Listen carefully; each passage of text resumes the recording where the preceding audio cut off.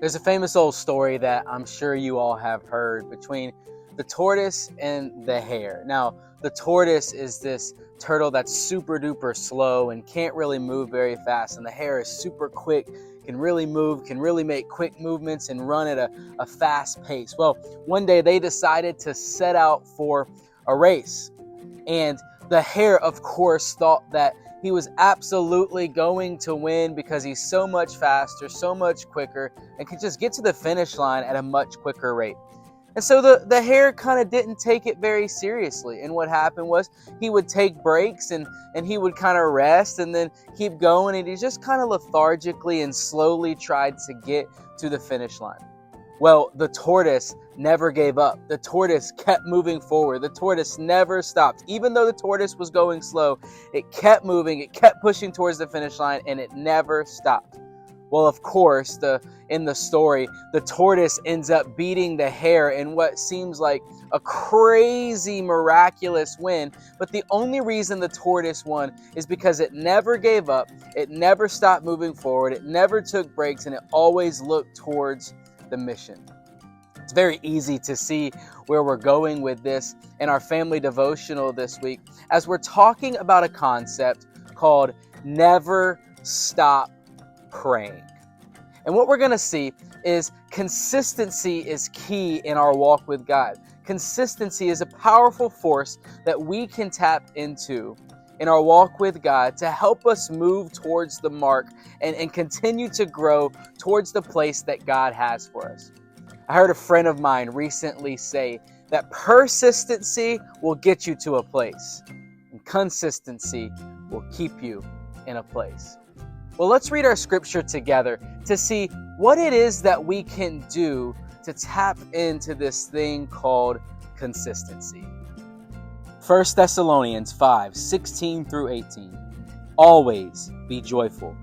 Never stop praying.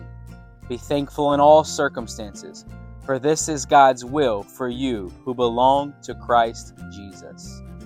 We're now in October, which means November is next. And November is one of my favorite months because it's home to my favorite holiday, Thanksgiving.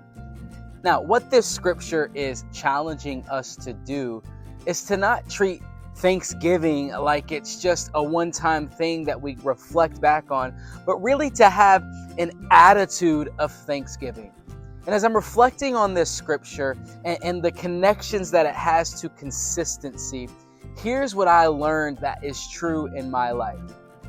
When I have a mindset of thankfulness, I also have a mindset of contentment. But when I have a mindset of complaining, I tend to have a mindset of complacency. Now, contentment and complacency are not the same thing.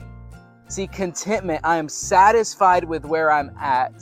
I'm satisfied with what I have. I'm satisfied with what I've been given in a way that does not make me greedy or ungrateful for the things that I'm striving for. Complacency is a little different.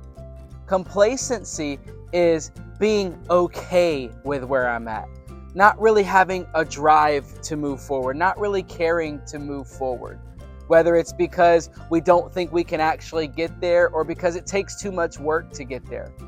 In both instances, we're evaluating where we are at. And in this context, we're talking spiritually.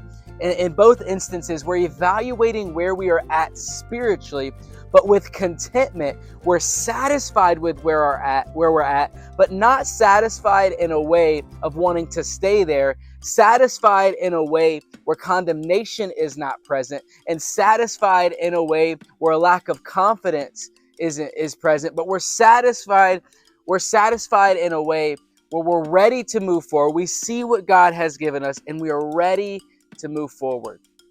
Whereas complacency typically is rooted in complaining.